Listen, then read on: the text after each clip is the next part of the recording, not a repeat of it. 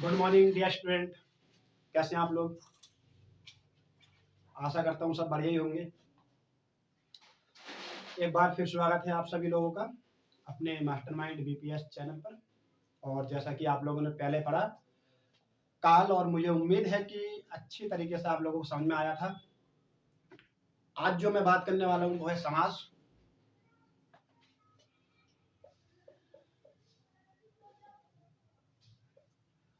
और समास आखिर है क्या, किस तरीके का आपको प्रश्न देखने को मिलेंगे, किस तरीके से परीक्षाओं में पूछा जाता है, कितना महत्वपूर्ण आपके लिए चैप्टर आज होने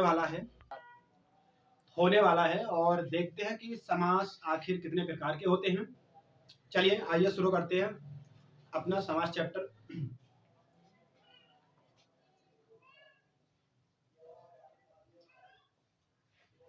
तो दोस्तों सबसे पहले तो आपको ये पता होना चाहिए आखिर समास कहते किसे हैं। तो सीधा सा आपको पता है दोस्तों, देखिए अगर मैं इसकी व्याख्या कर देता हूं इस तरीके से, सम प्लस आस। सम प्लस आस यानी कि सम माने होता है समान, और पास मतलब होता है रखना। सम माने समान और आस मतलब पास में रखना।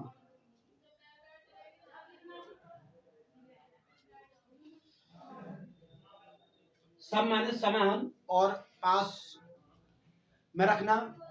आस का अर्थ होता है, यानी ऐसे दो शब्द जब पास पास आते हैं तो उन शब्दों के मिलने से होने वाले परिवर्तन को समास कहा जाता है। एक बार फिर देख लो, जब दो शब्दों को पास पास लाया जाता है या दो शब्दों को आपस में जोड़ा जाता है, उन दो शब्दों के मेल से होने वाले परिवर्तन को समास कहा जाता है। सीधा सा अर्थ है। और समास का अर्थ जो होता है वो होता है संक्षिप्त या कथन। दूसरे शब्दों में अगर हम देखें तो समास का शाब्दिक अर्थ जो होता है वो संक्षेप करना या फिर संग्रह करना होता है। तो देखिए सीधी सी इसमें आपको क्या देखना है कि जब दो शब्दों को पास पास रखा जाता है, दो शब्दों को पास पास रखा जाता है, पास पास रखने की विधि ही आपकी समास कहलाती है।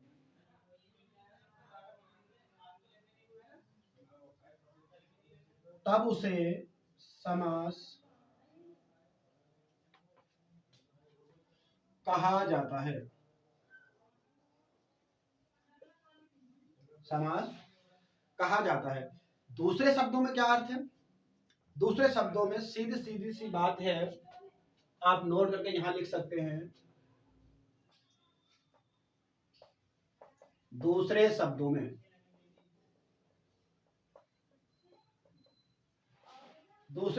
समास का शाब्दिक अर्थ होता है संग्रह या संक्षेप करना। संग्रह या संक्षेप करना। परिभाषा में आपको क्या लिखना है? दो या दो से अधिक शब्दों के मेल से बने हुए सार्थक शब्द को समास कहा जाता है। इसका स्क्रीनशॉट ले लीजिए।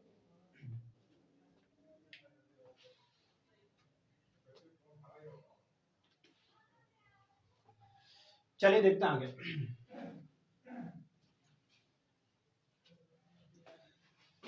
परिभाषा में आपको क्या रखना है? परिभाषा दो या दो से अधिक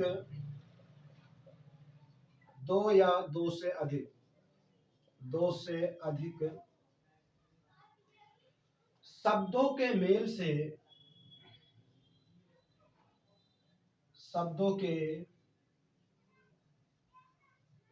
मेल से बने हुए एक नए सार्थक शब्द, बने हुए एक नए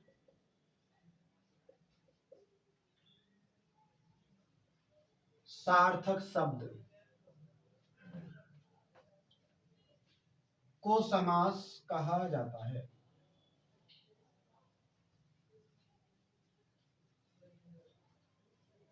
समास कहा जाता है। कम से कम दो शब्दों में अधिक से अधिक अर्थ निकालना ही समास का प्रमुख लक्ष्य होता है।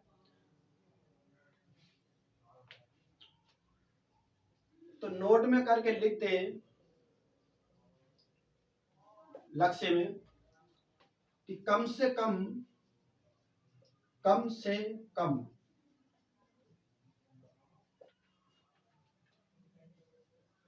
दो शब्दों में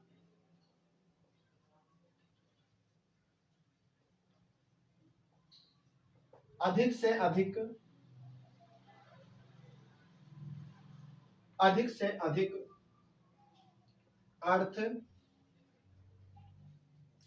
निकालना ही समास का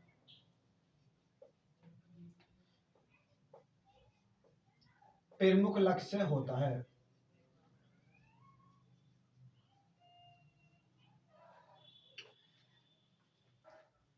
तो लीजिए जल्दी से इसका स्क्रीनशॉट और चलते हैं आगे।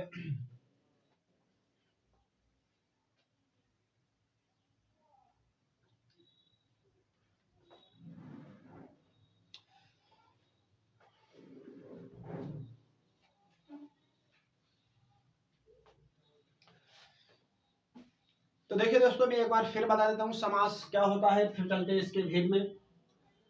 समास ऐसे शब्द को कहा जाता है जहां पर दो नए शब्द या दो शब्द आपस में मिलकर एक तीसरे नए शब्द का निर्माण कर देते हैं, उसे हम समास कहते हैं। समास का प्रमुख लक्ष्य जो होता है वो होता है कि दो या दो से अधिक अर्थ जिस शब्द में निकलते हैं उसको समास कहा जाता है। और तीसरी बात आपको क्या याद रखनी है, समास का जो शाब्दिक अर्थ होता है, समास का जो शाब्दिक अर्थ होता है वो होता है संग्रह या संक्षेप करना। संग्रह का मतलब है किसी छोटी बात को बड़ा कर देना, और संक्षेप का अर्थ है कि किसी बड़ी बात को छोटा कर देना। वो अलग बात है कि कैसे कैसे मैटर करता है, क्या दे रखा है उसमें। ठीक है दोस्तों, अब बात आती है कि सामासिक पद क्या है। तो आगे देखिए,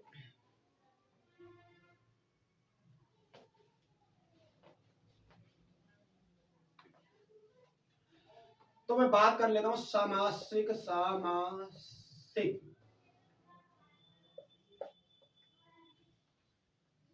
सामासिक पद या समस्त पद।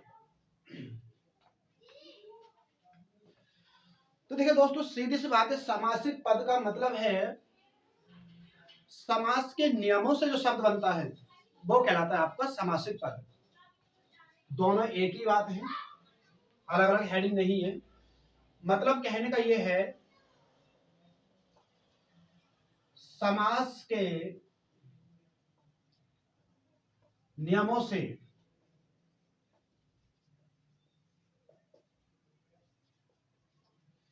बनने वाला शब्द सामासिक पद कहलाता है।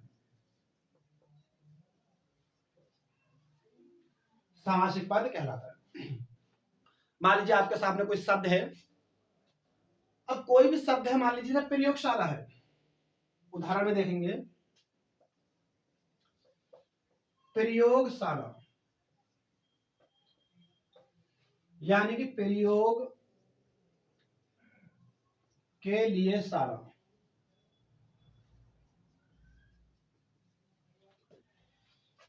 प्रयोगशाला जिस नियम के द्वारा बना है, जो भी इसमें नियम लगा है इस शब्द को बनाने में, ये नियम ही आपका सामासिक पद कहलाता है। बात समझ में आई? एक बार फिर देख लीजिए, सामासिक पद का मतलब होता है समास के नियमों से बनने वाला शब्द। मान लीजिए प्रयोगशाला, प्रयोग के लिए शाला, जिस नियम से ये शब्द बना है प्रयोगशाला, उस नियम को ही क्या कहा जाता है? समासित पद। बोलो बोलो बोलो। ठीक है, आगे देखिए। अब बात आती है कि समास विग्रह क्या है। दूसरा हेडिंग है आपका समास विग्रह।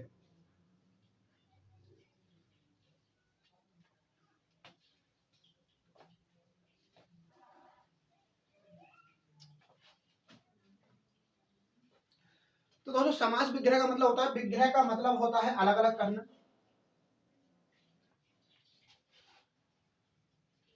अलग अलग करना। यानी कि जिस शब्द को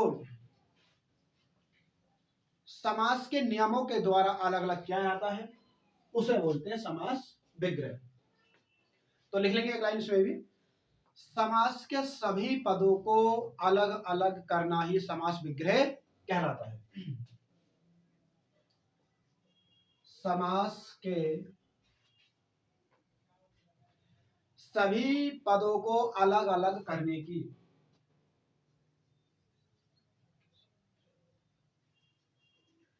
सभी पदों को अलग अलग अलग अलग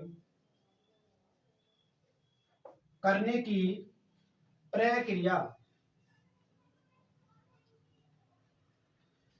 समास के सभी पदों को अलग अलग करने की प्रक्रिया समास विग्रह कहलाती है।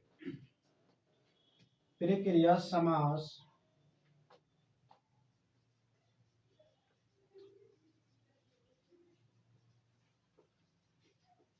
कहलाती है। यानी जब किसी शब्द का विग्रह किया जाता है, उस शब्द को अलग करने में या उस शब्द का विग्रह करने में जिस नियम का प्रयोग किया जाता है, जिस नियम के द्वारा उसको अलग करते हैं हम समास के सभी पदों को, तो वही आपका क्या कहलाता है? समास विग्रह। जैसे उदाहरण में देखिए,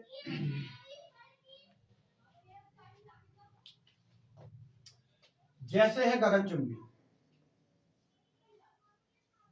गगनचुंबी, मनचाहा, हथकड़ी। तो पहले उदाहरण में देखिए दोस्तों, दे रखा गगनचुंबी। अगर मैं इसका विग्रह करूं तो कैसे करेंगे? गगन को चूमने वाला, गगन को चूमने वाला। तो इसमें ये जो को आया है, ये दर्शा रहा है कि इस शब्द को अलग करने में किस समास का प्रयोग किया गया है, किस समास की विधियों का प्रयोग किया गया है, किस समास की प्रक्रिया का प्रयोग किया गया है। तो इसमें क्या गया है? को आता है कर्म में। तो ये है कर्म तत्पुरुष समास। अभी मैं भेद की बात यहां पर नहीं कर रहा हूं, आप भेद ना समझें, ये केवल एक विग्रह करने की प्रक्रिया मैं आपको समझा रहा हूं। आगे मन चाह, मन से चाह, से आया है, और से आप जानते हैं करण में आता है। तो यानी कि इसमें करण तत्पुरुष समास का रूल लगा होगा।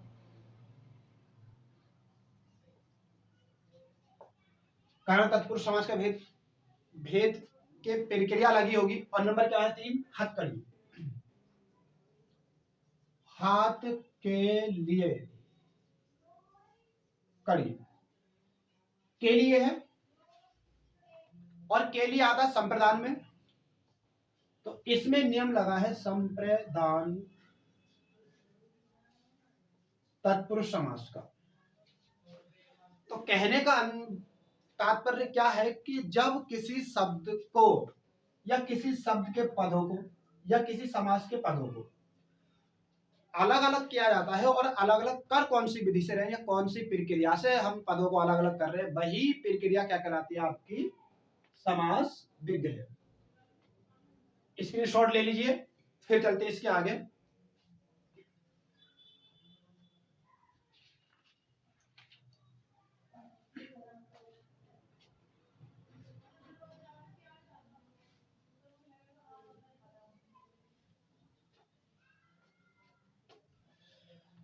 अब दोस्तों बात आती है कि समास की आखिर विशेषताएं क्या क्या होती है। तो हेडिंग डालनी है आपको विशेषताएं।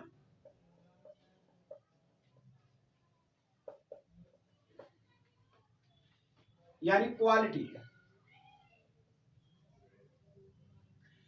क्वालिटी समास में कौन कौन सी होनी चाहिए, जिससे आपको यह पता चले कि हाँ ये बाकी में समास है या समास के कौन से भेद का उदाहरण है। तो सबसे पहले नंबर यह है कि समास में कम से कम दो पदों का योग होना चाहिए।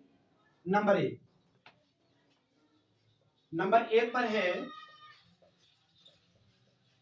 कम से कम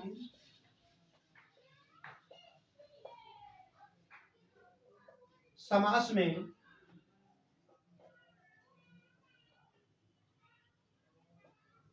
दो पदों का योग होना चाहिए।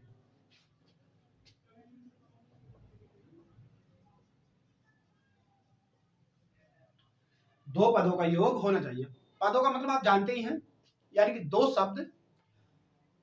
नंबर दो है समास में दो या दो से अधिक पदों का एक होना जरूरी होता है। तो नंबर दो पे आप लिख देंगे कि समास में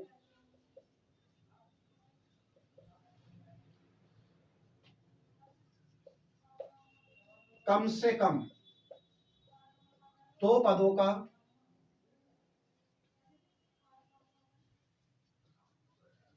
एक होना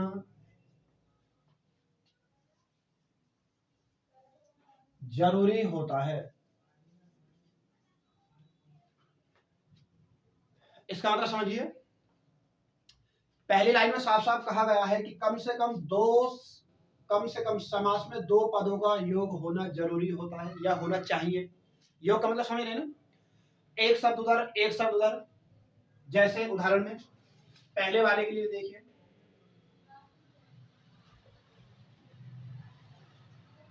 एक तरफ लिखा है रसोई और एक तरफ लिखा है घर। बड़ा सिंपल तरीका है, देख लीजिए। एक तरफ लिखा है रसोई और एक तरफ लिखा है घर और बनाया रसोई घर। तो पहली वाली लाइन कह रही है कि कम से कम समास में दो पदों का योग होना चाहिए, यानी कि जब किसी शब्द को आप तोड़ते हैं तो उसमें दो पद निकलने ही चाहिए या दो शब्द निकलने ही चाहिए। दूसरी लाइन में क्या है कि समास में कम से कम दो पदों का एक होना जरूरी होता है। एक का मतलब दो शब्दों को मिलाकर एक कर दीजिए, बड़ा आसान तरीका है। और नंबर तीन पर देख लीजिए, समास में प्रयोग होने वाली विभक्ति चिन्ह समाप्त हो जाते हैं। यह आपको याद रखना है। और नंबर तीन मेरे पर है कि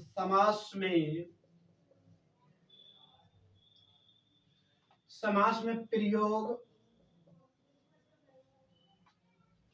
होने वाले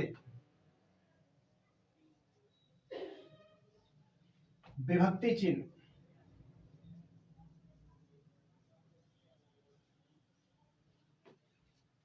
समाप्त हो जाते हैं।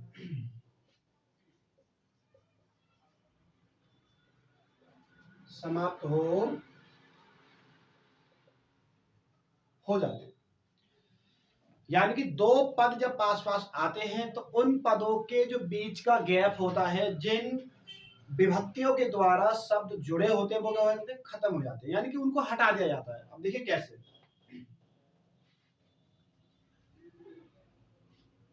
जल्दी जल्दी स्क्रीनशॉट लेते आए हैं भाई। और नंबर लास्ट में आप नोट करके कहीं पर लिख दें,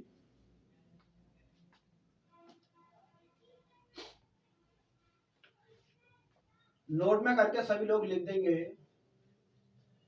कि समास मूल रूप से चार प्रकार के ही होते हैं, या समास के मूल रूप से चार भेद होते हैं।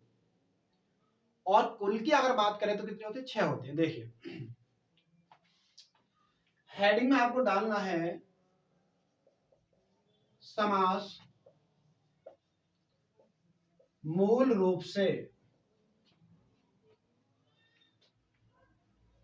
चार प्रकार, ब्रैकेट में लिख लेना है भेद, कोई दिक्कत नहीं है। चार प्रकार के होते हैं। और कुल की अगर आपसे बात पूछ ले तो कुल में बता देना है आपको, और कुल 6 प्रकार के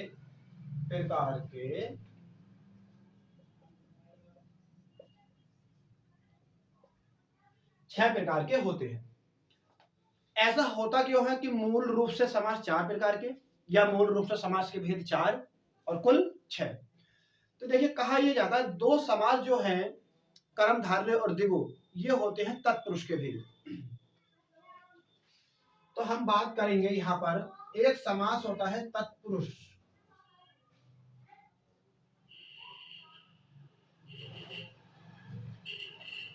एक समास होता है तत्पुरुष समास। और तत्पुरुष समास के ही दो भेद होते हैं, एक होता है कर्मधारय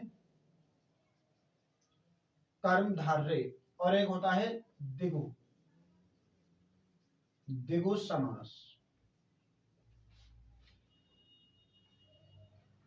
बाकी कुल कितने भेद होते हैं ये अभी हम आगे पढ़ने वाले हैं। तो फिलहाल में आपको ये याद रखना है कि जब भी इस तरीके का कोई क्वेश्चन पूछा जाए तो समास के मूल भेद या समास के मूल जो प्रकार होते हैं वो 4 होते हैं और कुल 6 होते हैं। इसका रीजन ये है कि दो समास जो हैं कौन कौन से, कर्मधारय और द्विगु, ये होते हैं तत्पुरुष के भेद। स्क्रीनशॉट लीजिए।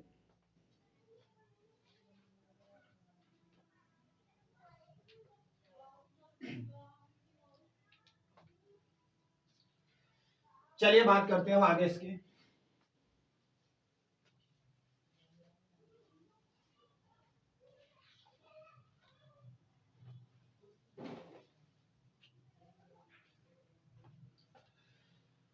अब मैं बात करने वाला हूं समास के भेद की।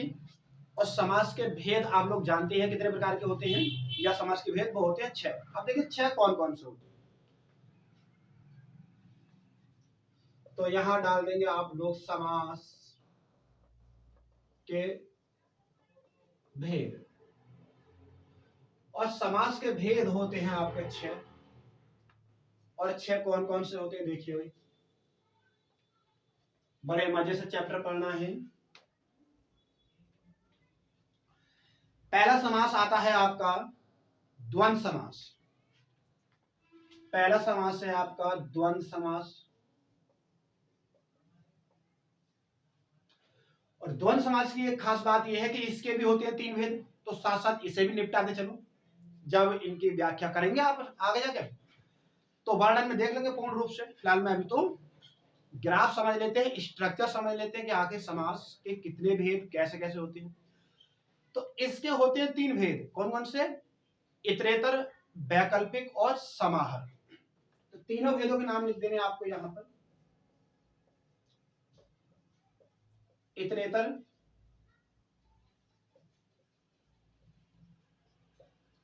वैकल्पिक, समाहर। और मैं इधर लिख देता हूं सभी के साथ द्वंद्व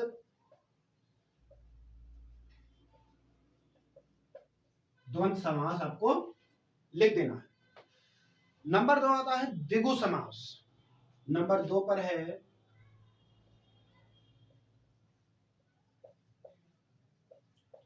द्विगु समास। और द्विगु समास के भेद होते हैं दोस्तों 2, समाहर और उत्तर पद प्रधान। मैं थोड़ा सा इधर लिख देता हूं,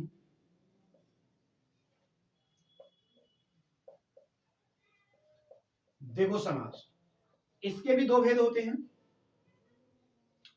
नंबर 1 कौन सा है, समाहर और उत्तर पद प्रधान। नंबर 3 पर जो आता है आपका दोस्तों वो है कर्मधारय समास। नंबर 3 कर्मधारय समास। और कर्मधारय के भी होते 4 भेद, विशेषण, पूर्वपद, विशेष्य पूर्वपद, विशेषणों भय पूर्वपद, और नंबर 4 है विशेषणों भय पूर्व पद। तो नंबर पहले पर ला लिए विशेषण पूर्व पद। नंबर पहले पे है विशेषण पूर्व पद, और नंबर 2 पे लिखिए विशेष्य पूर्व पद। और नंबर 2 पे लिखना है आपको विशेष्य पूर्व पद। और नंबर 3 पर लिखना है आपको विशेष लोभ है। नंबर 3 पर लिखना है आपको विशेष लोभ, ध्यान से देखना, विशेष लोभ है, और लिख देना है पूर्व पद,